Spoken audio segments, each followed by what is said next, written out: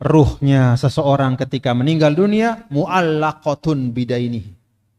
Mu'allaqatun bidainiha hatta yuqda. Jiwa seorang mukmin itu bergantung antara langit dan bumi disebabkan karena ada hutangnya sampai kemudian hutang itu ditunaikan. Agama itu tidak hanya sekedar melaksanakan tuntunan agama begitu saja, tetapi melaksanakan tuntunan agama sesuai dengan urutan dan prioritasnya.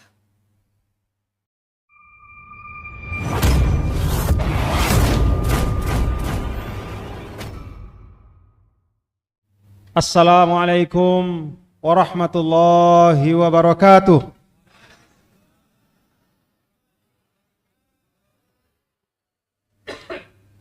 Alhamdulillah. Alhamdulillah alladzi an'ama alaina ni'matal imani wal islam. Alhamdulillah, segala puji hanya milik Allah yang telah mengkaruniakan kepada kita.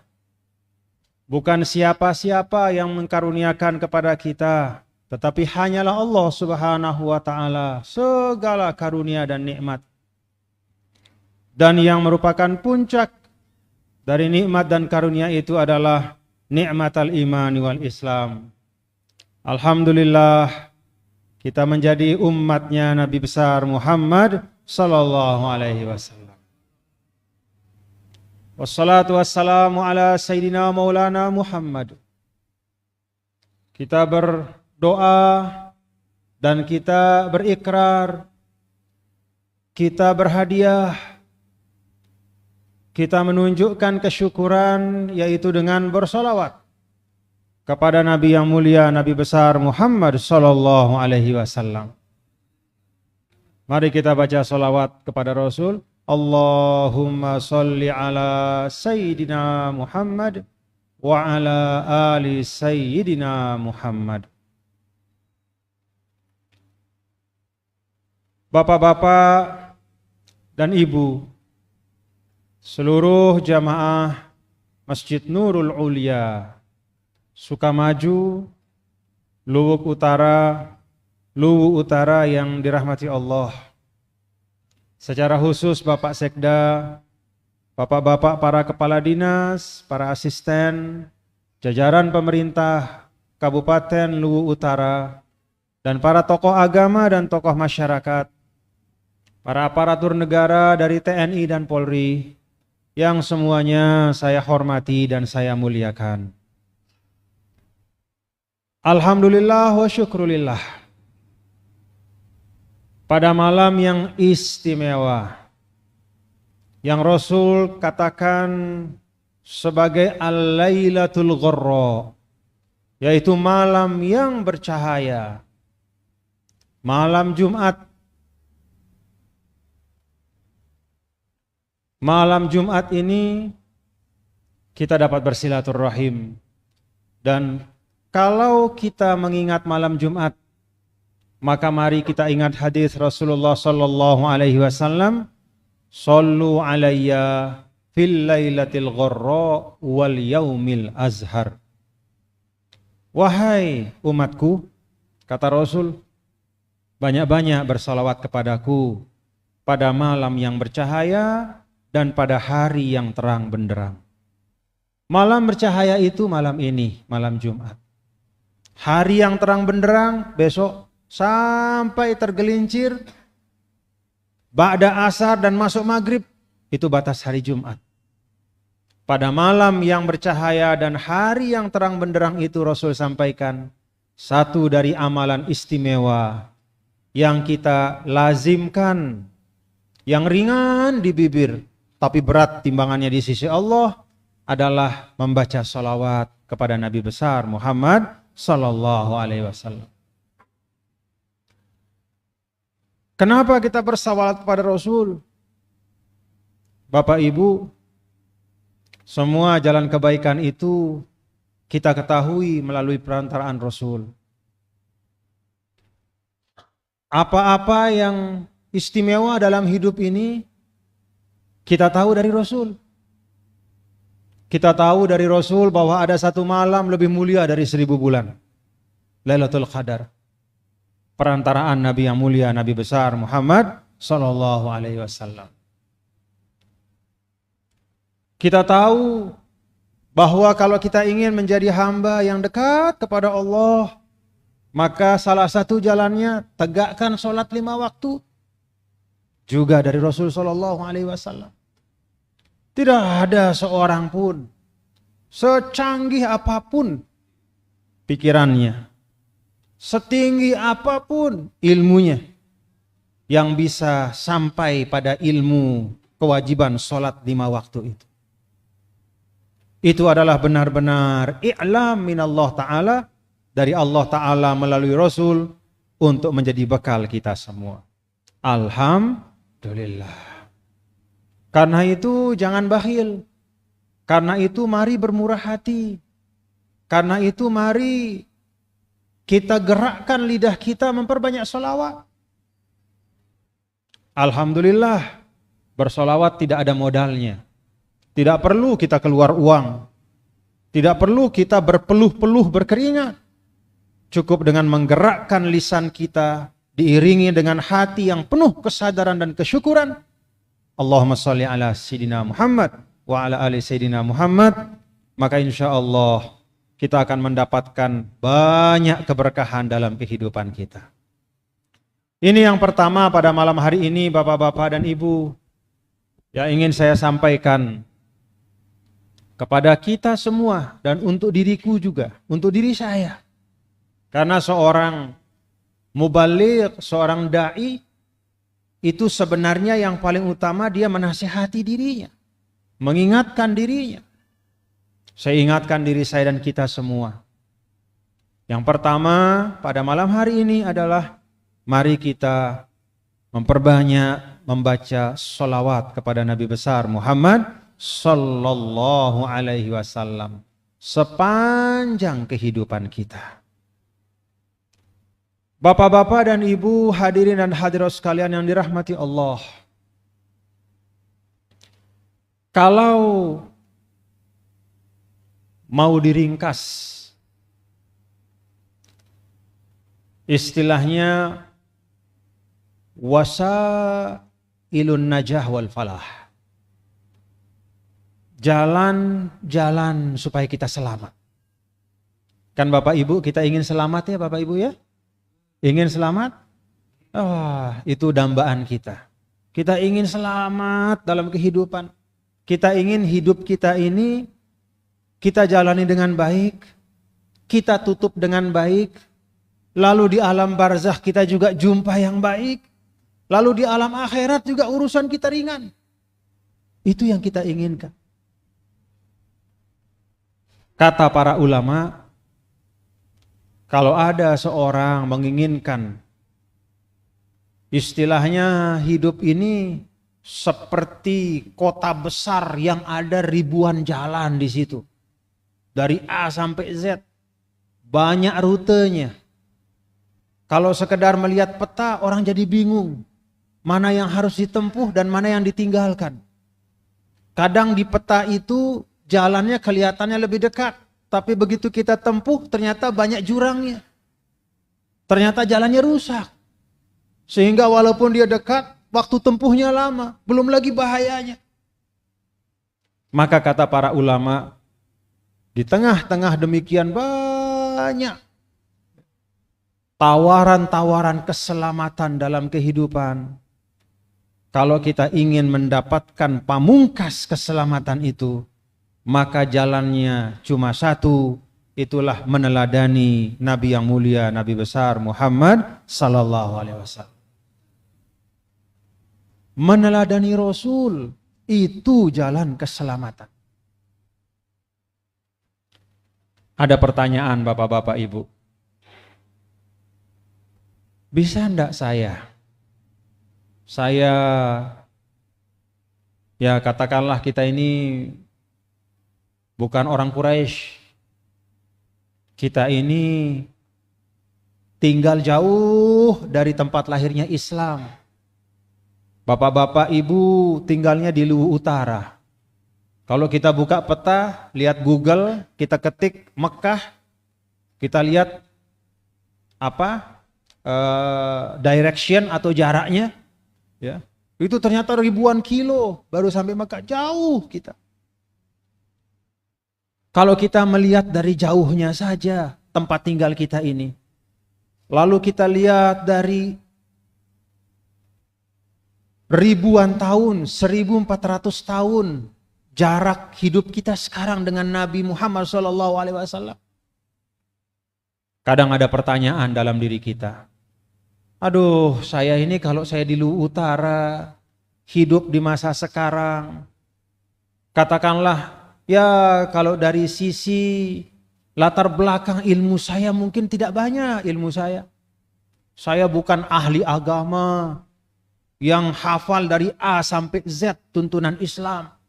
Saya bukan orang pintar bahasa Arab sehingga bisa membaca dan memaknakan Quran setiap saat.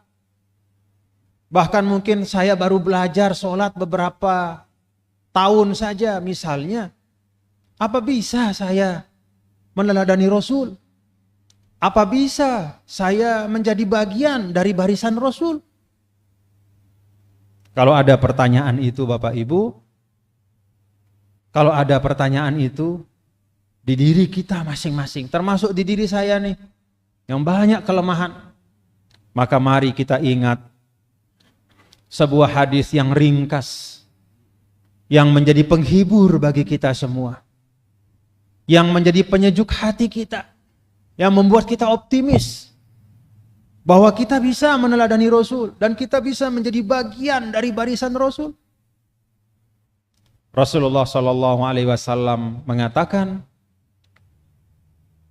man ata'ani dakhalal jannah wa man asani faqad aba. Ungkapan Rasul ini jawaban dari pertanyaan dari sahabat. Wa may ya'ba ya Rasulullah. Pertanyaan sahabat ini adalah respon dari ungkapan Nabi sebelumnya. Kullu ummati yadkhulunal jannah illa man aba. Jadi Nabi menyampaikan di depan sahabat-sahabat beliau, semua umatku, kata Nabi, masuk surga. Kita aminkan, amin. Bapak Ibu termasuk umatnya Nabi? Bersedia menjadi umat Rasul? Kullu ummati. Kata kullu itu menunjukkan makna umum. Semua tanpa kecuali. Apapun bangsanya. Mau orang Arab, bukan Arab. Apapun warna kulitnya. Mau putih, merah, kuning, coklat. Bagaimanapun posturnya. Mau tinggi, mau pendek. Apapun jenis kelaminnya, laki perempuan. Dimanapun dia tinggal. Selama dia mengaku aku sebagai nabinya, maka itulah umatku. Dan setiap umatku, kata Rasul, yadkhulunal jannah. Alhamdulillah. Tapi ada lanjutannya hadis ini. Lanjutannya ini yang perlu kita perhatikan. Apa lanjutannya? Nah, ini pengingat bagi kita. Illa man aba. Kecuali yang enggan untuk masuk surga. Masya Allah. Rasul sampaikan semua umatku masuk surga kecuali yang enggan, yang tidak mau. Ada yang tidak mau masuk surga? Ada enggak bapak-bapak? Ada enggak? Oh, tidak mungkin kita tidak mau masuk surga. Karena itu sahabat bertanya, "Waman ya'ba ya Rasulullah?" Enggak masuk akal ya Rasul. Bagaimana mungkin ada umatmu tidak mau masuk surga? Enggan untuk masuk surga. Maka Nabi kemudian menjawab, man ata'ani dakhalal jannah wa man asani faqad aba. Orang yang mengikuti petunjukku maka dia masuk surga, dan orang yang ingkar, orang yang membelakangi petunjuk Rasul, melawan wasiat Rasul, itulah orang yang enggan masuk surga. Maka apa tugas kita Bapak-bapak Ibu hari ini ya? Kita semua ini punya banyak kesibukan, ya. Ada yang menjadi PNS, ASN berkhidmat untuk negara melalui jalur aparatur sipil negara. Ada yang berkhidmat untuk umat melalui jalur perdagangan, melalui jalur pendidikan, melalui jalur pertahanan negara TNI kita. Ada Polri, keamanan nasional dan semuanya. Nah, di tengah-tengah kesibukan kita, di tengah-tengah banyaknya hal ihwal kita setiap hari, kesibukan, bisnis, dagang, jual beli, kerja, mengajar, pergi ke sawah, menjaga batas-batas negara Republik Indonesia dan segala macam. Mari pada saat yang sama kita luangkan waktu untuk kita baca-baca apa wasiat Rasul. Untuk kita baca-baca apa pesan Nabi, terutama pesan-pesan yang penting. Karena pesan Nabi itu kata para ulama ada tingkatan-tingkatannya. Ada pesan Nabi yang di situ adalah pokok iman. Nah, ini yang paling pertama harus kita jaga. Pesan Nabi yang terkait dengan pokok iman. Yang di situ terdapat intisari dari batasan kita beragama. Contoh, Nabi sampaikan al-ahdul ladzi bainana wa bainahum as-shalah. Batasan antara orang mukmin dan orang yang tidak mukmin adalah sholat 5 waktu.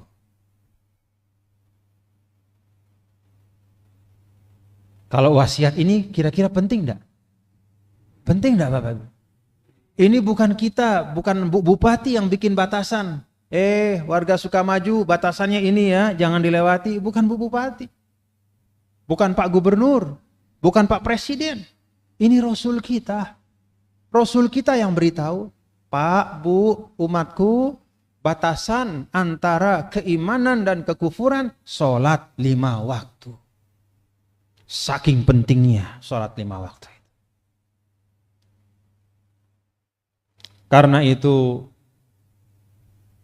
jangan lewat Bapak Ibu ya. Jangan lewat. Kita upayakan. Kita ikhtiarkan sekemampuan kita. Dan bahkan untuk sholat itu Allah Subhanahu wa ta'ala mengatur untuk tetap dilaksanakan dalam keadaan sesulit apapun. Sampai ada namanya sholatul khauf. Sholat di tengah medan perang. Dibikin 2 saf, yang di depan takbir, kemudian ruku sujud, yang belakang berdiri tetap. Begitu yang pertama bangun, yang belakang kemudian ruku dan sujud. Demikian seterusnya sampai selesai. Itu sholatul khauf di tengah medan perang. Apalagi kalau negara kita sedang aman. Apalagi dalam keadaan normal seperti ini. Kita ingat pesan Nabi kita, Nabi besar Muhammad SAW. Kita ingat juga pesan Rasul yang juga sangat penting, ya, sangat penting. Al-mu'minu akhul mu'min, la yazlimuhu wa la yakhzuluhu. Seorang yang beriman itu dengan yang lain bersaudara. Tidak boleh menzolimi dan tidak boleh menghinakannya.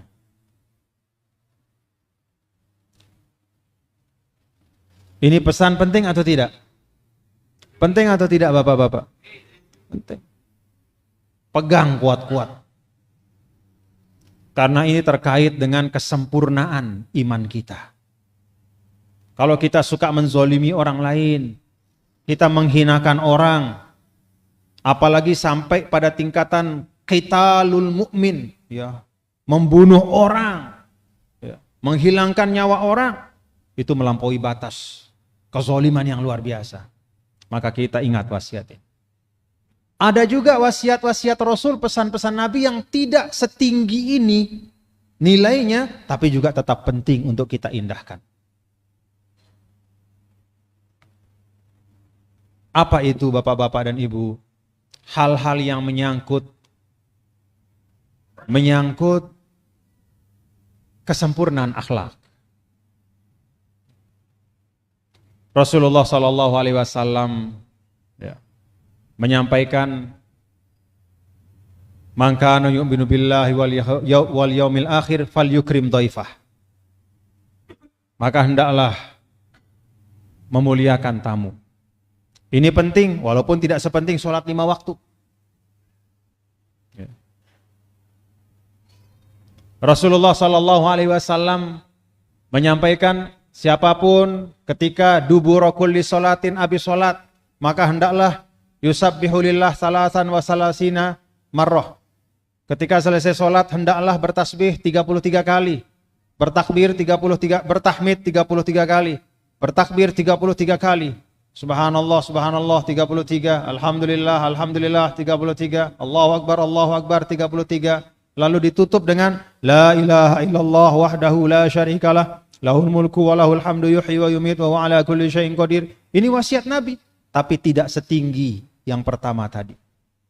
Maka pesan-pesan Nabi itu ada yang sifatnya prioritas, ada juga yang sifatnya penting tetapi tidak sepenting yang prioritas, ada juga yang sifatnya mustahab, bagus kalau dilaksanakan tapi tidak dosa kalau ditinggalkan.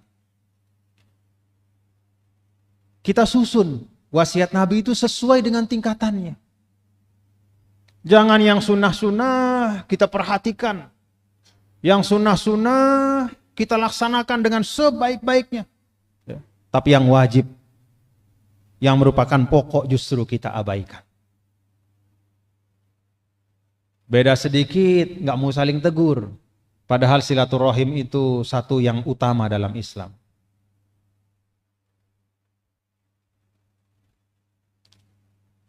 Ada perbedaan pandangan satu sama lain dalam kehidupan, menjauh dan renggang. Padahal sholat sunnahnya banyak. Dulu ada seorang wanita dipuji di depan Rasul. Ada wanita dipuji di depan Rasul oleh para sahabat. Ya Rasulullah, pernah dengar enggak nama si fulan? Seorang perempuan waktu itu di Madinah. Nabi melihat sahabat yang bicara itu dengan bahasa tubuh seakan-akan mengatakan, enggak, saya belum pernah dengar. Maka sahabat kemudian menceritakan, ya Rasulullah, itu perempuan hebat. Yaqumul lail, taqumul lail wa tasumun nahar. Perempuan itu malam-malamnya selalu tahajud. Hari-harinya selalu sholat sunnah. Tapi kata sahabat, wa tu'zil jaro, dia suka menyakiti tetangganya. Apa jawaban Rasul kepada sahabat yang memuji perempuan itu? Rasul sampaikan, hiya finnar, orang itu nanti masuk neraka. Para ulama jelaskan, kok bisa? Kan puasa sunnahnya rajin, qiyamul lailnya rajin. Kok dia bisa kalah? Kok bisa kalah dengan menyakiti tetangga? Nah, para ulama menjelaskan, ini menunjukkan bahwa beragama itu tidak hanya sekedar melaksanakan tuntunan agama begitu saja, tetapi melaksanakan tuntunan agama sesuai dengan urutan dan prioritasnya. Dia pentingkan yang sunnah, tapi dia tinggalkan yang wajib. Apa yang wajib? Ikramul jar, hormati tetanggamu. Jaga kehormatannya, jangan disakiti. Itu wajib. Maka ketika seseorang meninggalkan yang wajib dan mengerjakan yang sunnah, dia kerjakan yang haram, ya, meninggalkan yang wajib, dia laksanakan yang tidak boleh, dia tinggalkan kewajibannya, lalu kemudian dia kompensasi dengan sunnah, nggak bisa. Karena susunannya sudah tidak sesuai dengan tuntunan dari Rasulullah Sallallahu Alaihi Wasallam. Nah, karena itu Bapak-bapak Ibu, dalam kesempatan ini yang kedua yang ingin saya sampaikan setelah tadi mengajak kita untuk memperbanyak sholawat dan bersyukur pada Allah atas nikmat iman dan Islam, hadirnya Rasulullah SAW adalah mari kita tengok keseharian kita. Kita tengok hari-hari kita. Apakah amal-amal kita itu sudah sesuai dengan tingkatan-tingkatannya? Coba kita periksa. Masih adakah kewajiban-kewajiban wajib yang belum kita tunaikan? Coba kita cek. Apakah masih ada larangan-larangan Allah yang terus-menerus kita laksanakan dan belum kita tinggalkan? Itu dulu yang pertama. Kita periksa masing-masing. Dan urusan periksa memeriksa ini tidak ada yang tahu kecuali Allah dan kita sendiri sebagai manusia. Yang namanya Ustadz, Kiai, Andre Guruta itu hanya bisa bernasehat. Hanya bisa menyampaikan. Tetapi yang bisa merubah diri kita hanya diri kita sendiri. Maka di dalam ungkapan almar'u wa izu nafsihi, manusia itulah sesungguhnya menjadi penasehat untuk dirinya.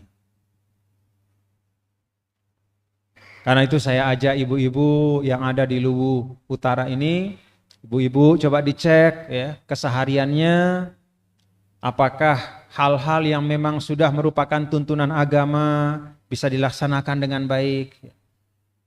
Pertama, ibadah mahdhoh kita. Lihat ibadah mahdhoh kita yang sifatnya wajib. Kalau kita bicara tentang sholat, kata ulama miftahus sholah at-toharoh.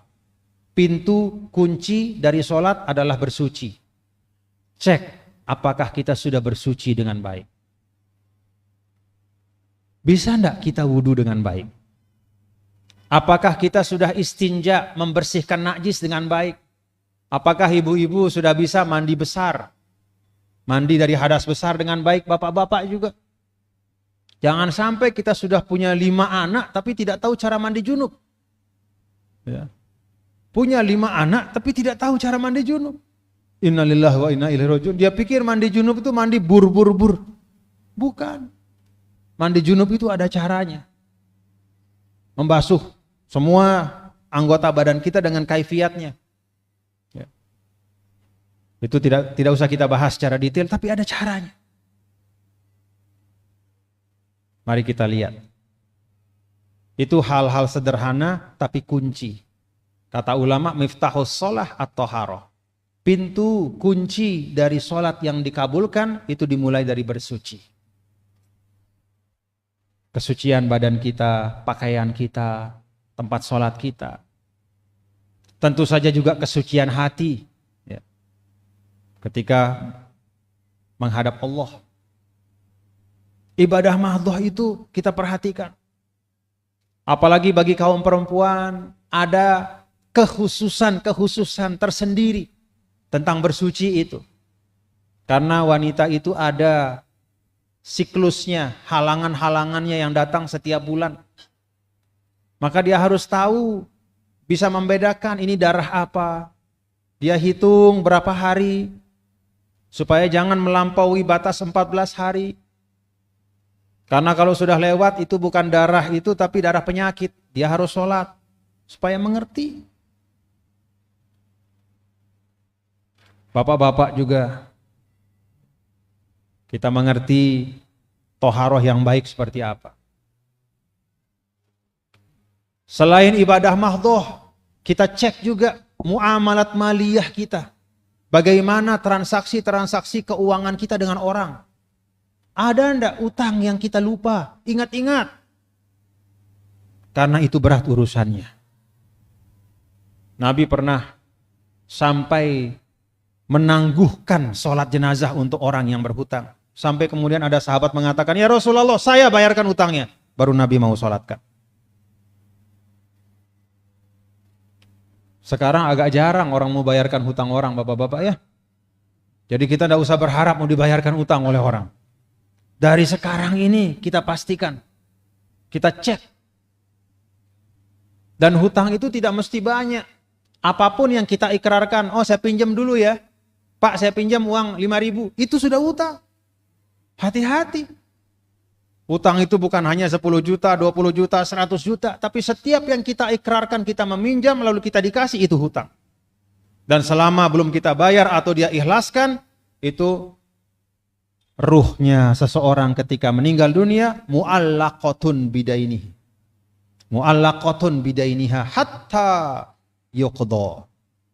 Jiwa seorang mukmin itu bergantung antara langit dan bumi disebabkan karena ada hutangnya sampai kemudian hutang itu ditunaikan. Karena itu ketika ada orang meninggal kan selalu bapak-bapak ya, bapak-bapak kalau ada hutangnya almarhum kami keluarga silahkan didatangi, kan begitu ya bapak-bapak. Silahkan diikhlaskan.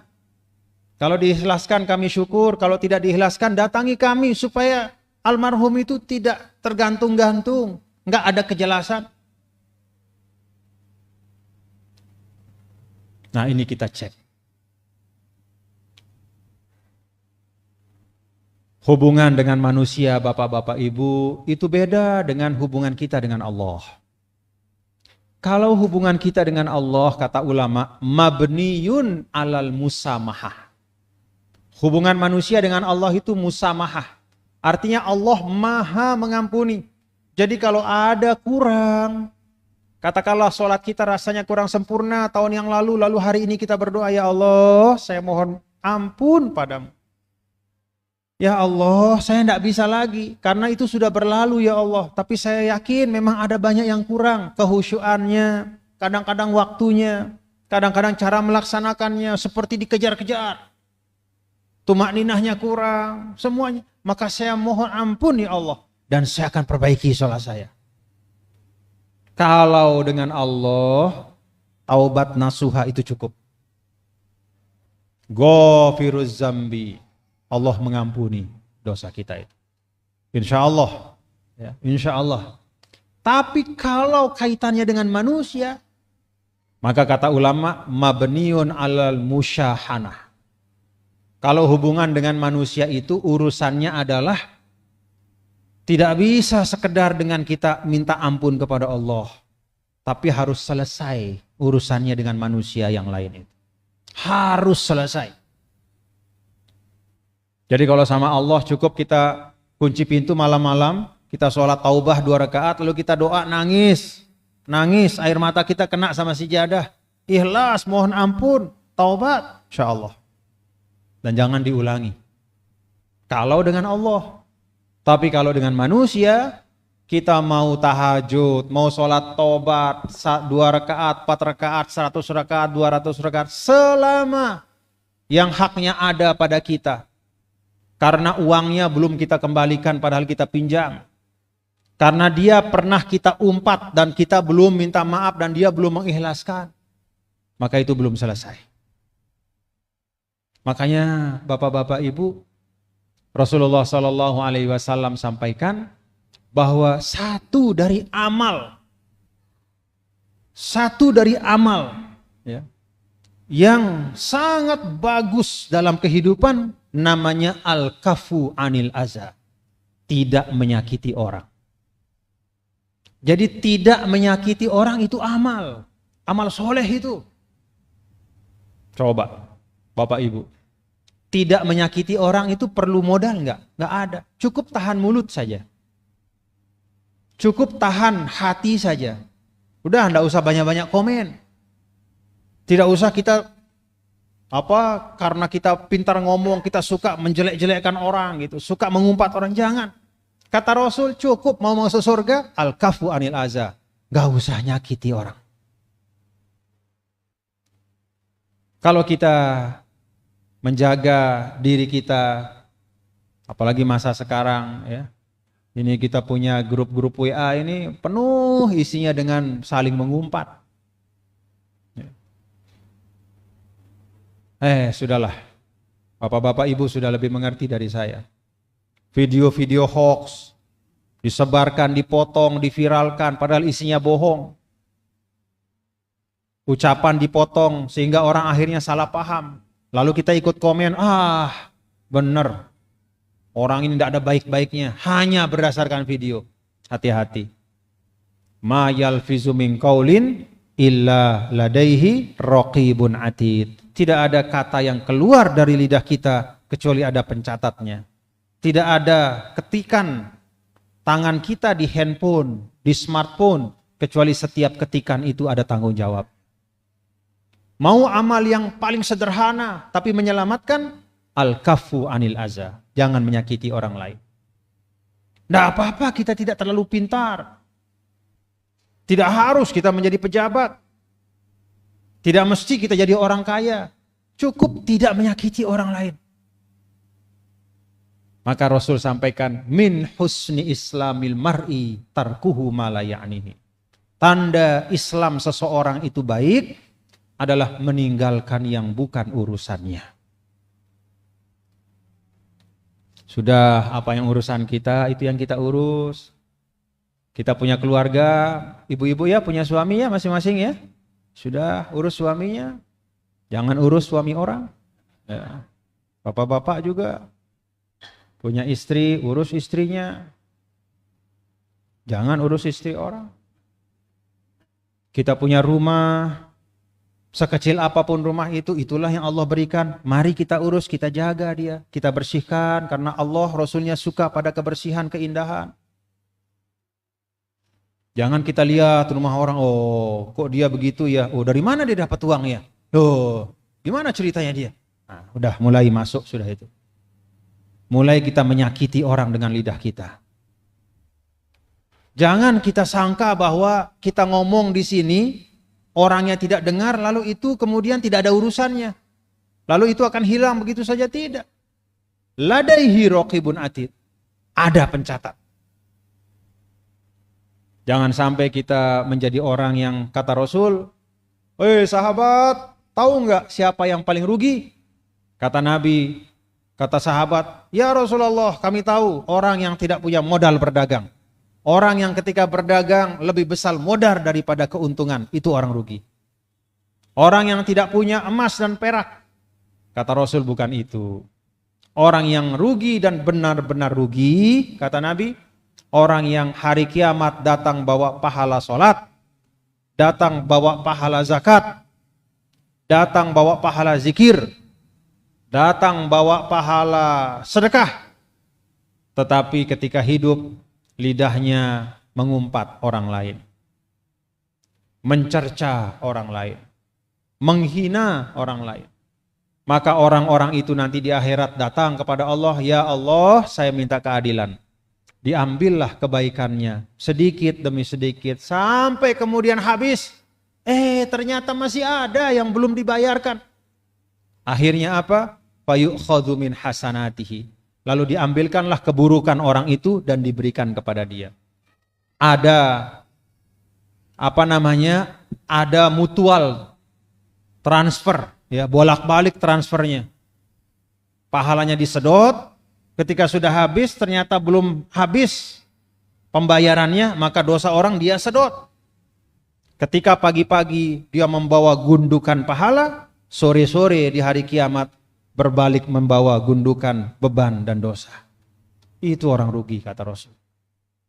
Dan di sini jelas, bukan karena dia tidak sholat, bukan karena dia tidak puasa, tapi hanya karena dia terlalu suka menyakiti orang lain ketika dia hidup.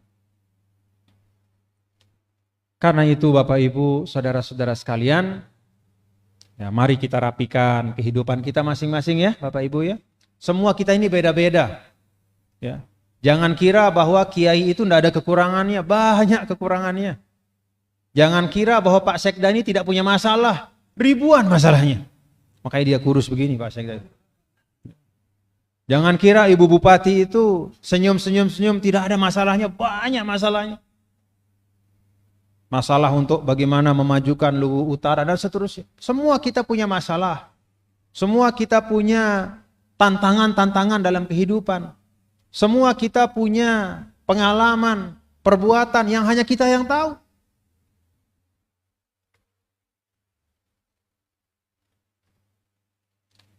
Murahnya Allah. Murahnya Allah adalah bahwa di dalam Al-Quran sendiri Allah sampaikan, orang yang bertakwa itu, kata Allah, bukanlah orang yang tidak pernah berdosa. Tapi orang yang bertakwa itu alladzina idza fa'alu fahishatan, ya, walladzina idza fa'alu fahishatan aw zalamu anfusahum dzakarullah fastaghfaru lidzunubihim. Orang yang bertakwa itu adalah orang yang ketika dia salah berbuat dosa, sebesar apapun dosa itu, tapi ketika dia berbuat dosa itu, zakarullah, dia segera ingat kepada Allah, dan kemudian dia taubat istighfar. Itu orang bertakwa. Dia ingat, dia taubat, dan dia tidak ulangi, itu orang bertakwa. Jadi beda antara orang bertakwa dan bukan bertakwa itu adalah kalau yang satu berbuat dosa tidak pernah taubat, maka yang satu yang takwa itu dia berdosa tapi dia zikir, taubat dan berikhtiar untuk tidak mengulangi. Itu kabar baiknya. Karena itu kita semua insya Allah bisa menjadi orang bertakwa, bapak-bapak ibu ya. Insya Allah.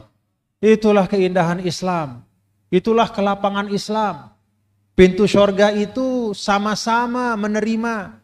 Orang yang alim dan orang yang biasa-biasa pintunya sama terbuka juga. Peluang masuk surga itu untuk semua. Tidak ada pengistimewaan. Kalau kelompok ini maka dia pasti akan dapat ruang kesempatan masuk surga lebih daripada kelompok ini. Enggak, semuanya. Dulu ada sebagian sahabat bertanya kepada Nabi, "Ya Rasulullah, mohon kami diberitahu. Kami ini alhamdulillah bisa sholat, bisa puasa, bisa berbuat baik, bisa ikut membangun kota Madinah ini dengan kemampuan kami seperti orang-orang kaya itu. Cuman ada satu yang tidak bisa kami lakukan, yaitu bersedekah dengan uang. Karena kami gak punya ya Rasulullah. Bagaimana nasib kami? Apakah itu artinya orang-orang yang berharta itu akan lebih dulu masuk surga? Apakah mereka akan dapat kenikmatan dari Allah lebih karena mereka bisa bersedekah dengan uang sedangkan kami tidak bisa? Kalau yang lain-lain kami siap untuk bersaing ya Allah." Ini kata sebagian sahabat. Urusan sholat, gotong royong, puasa, zikir apa semua kami siap. Cuman sedekah sama uang yang kami gak sanggup karena gak ada uangnya. Mereka mengatakan zahaba ahlud dusur bil ujur. Alangkah beruntungnya mereka yang punya uang banyak itu ya Rasulullah. Apa kata Rasulullah sallallahu alaihi wasallam?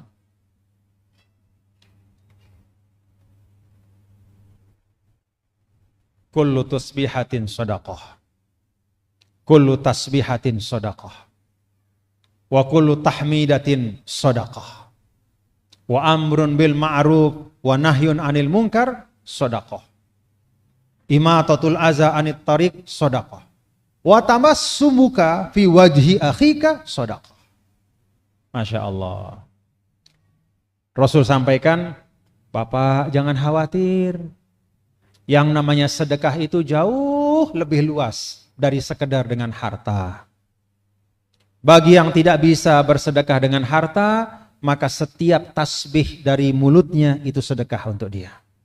Subhanallah. Bisa mengucap subhanallah Bapak-bapak Ibu? Ya.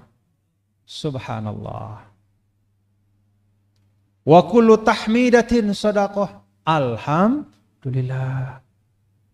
Wa amrun bil ma'ruf wa nahyun 'anil munkar. Pak, jangan menyeberang sembarangan, Pak. Kalau Bapak nyeberang sembarangan nanti bukan hanya Bapak yang celaka, orang yang naik motor nabrak Bapak juga bisa celaka. Pak, pakai helm, kata Pak polisi. Kalau enggak pakai helm nanti bahaya, Pak. Kalaupun Bapak naik motor di pinggir, tapi siapa tahu ada yang menyeruduk dari belakang. Kalau Bapak pakai helm, insya Allah peluang selamatnya itu insya Allah lebih besar. Itu amar ma'ruf. Nahi mungkar termasuk itu. Yaitu mencegah dari keburukan. Mengajak kepada kebaikan. Pak, ayo kita sholat yuk berjamaah. Itu juga sedekah kata Nabi. Jadi setiap kali nasihat kita kepada anak kita, kepada istri kita, kepada teman kita ingatkan untuk kebaikan. Pak Sekda bilang kepada kepala dinas, kepala dinas tolong ya bapak-bapak, SOP diikuti, jangan ada melanggar aturan. Itu amar ma'ruf nahi mungkar. Dapat sedekah Pak Sekda. Imatatul aza anit thoriq, kita jalan di pinggir jalan, lihat tiba-tiba ada lubang, kita tutup. Ada batu kita singkirkan, ada duri kita buang, itu sedekah. Bahkan sekedar kita senyum kepada seorang yang kita jumpai, ya, tidak usah kita tanya, tidak harus kita kenal, siapa saja yang kita jumpai, kita senyum, itu juga sedekah. Alhamdulillah, Masya Allah, lapang Islam ini. Ya. Jadi yang namanya bersedekah itu ternyata luar biasa. Tidak hanya dengan uang, tapi dengan segala kebaikan. Ya cuman kalau yang punya uang jangan sengaja-sengaja ya. Begitu ditanya, sudah keluarkan sedekah belum? Ya saya sudah senyum tadi pagi katanya. Padahal uangnya penuh sekantong. Ya yang punya uang, yang punya harta, paling afdol tentu dia banyak bersedekah dengan harta. Itulah Islam yang membuka ruang, tetapi juga mengajarkan kita keseimbangan.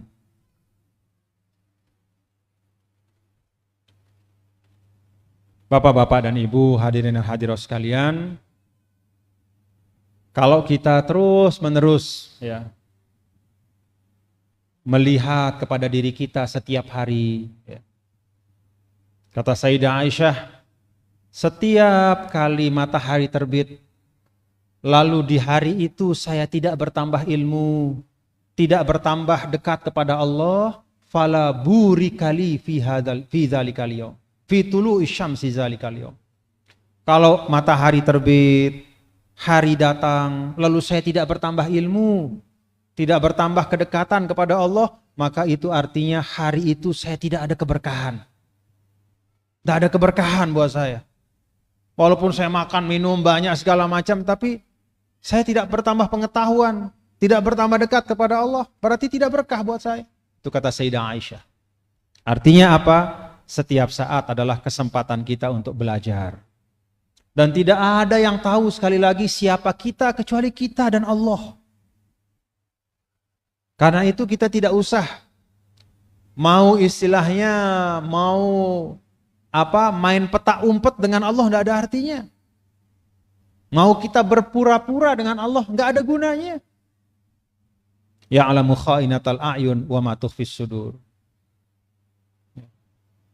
Allah tahu kerlingan mata kita yang tidak dilihat oleh orang lain. Kita jalan, tiba-tiba kita ngelirik kemana sebentar, nggak ada yang tahu, nggak ada yang ngelihat.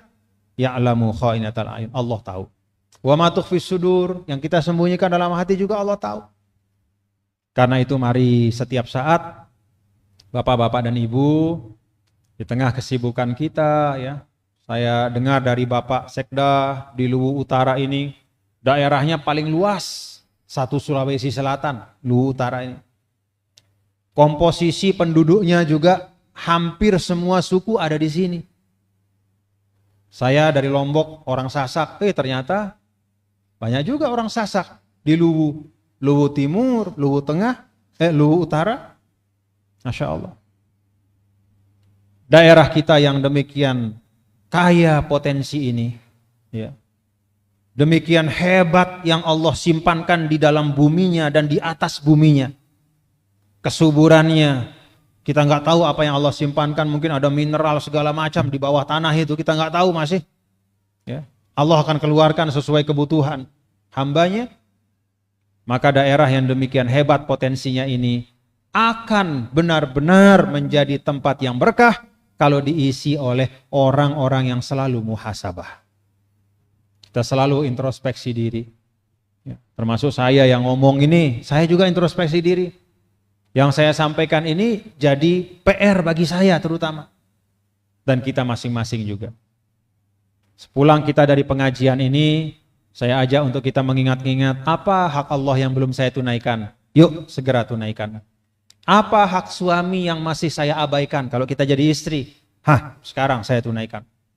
Apa kewajiban suami kewajiban saya kepada istri, kalau saya sebagai suami, oh ini, mari saya tunaikan. Apa kewajiban saya kepada anak saya? Kita sebagai orang tua jangan lupa, dalam Islam hak dan kewajiban itu timbal balik. Kita punya hak atas anak kita, dia wajib birrul walidain kepada kita, tapi kita sebagai orang tua juga punya kewajiban kepada mereka. Kata Rasul, pilihkan ibu yang baik. Siapkan nama yang indah karena setiap nama itu doa. Dan kemudian ayu alimahul kitab, ajarkan dia Alkitab, yaitu Al-Quran. Itu sederhananya 3 hal yang merupakan kewajiban kita kewajiban kita sebagai orang tua kepada anak kita. Carikan dia orang tua yang baik. Ya, kalau kita perempuan, kita cari suami yang akan menjadi bapaknya, suami yang baik, supaya anak kita beribu bapak yang baik. Lalu ketika dia lahir, kita siapkan ayuh sinasmah, kita siapkan nama yang baik. Jangan nama-nama sekedar ikut tren saja. Apalagi nama-nama yang ternyata maknanya itu makna yang bertolak belakang dengan nilai yang baik. Jangan. Nabi pesan ayuh sinasmah, namanya nama yang baik. Karena nama itu doa. Lalu ayu alimahul kitab, didik. Kita lihat apakah hal-hal ini sudah kita laksanakan untuk anak kita. Demikian pula kita tengok tetangga kita. Kita cek apakah hak-hak tetangga sudah kita tunaikan.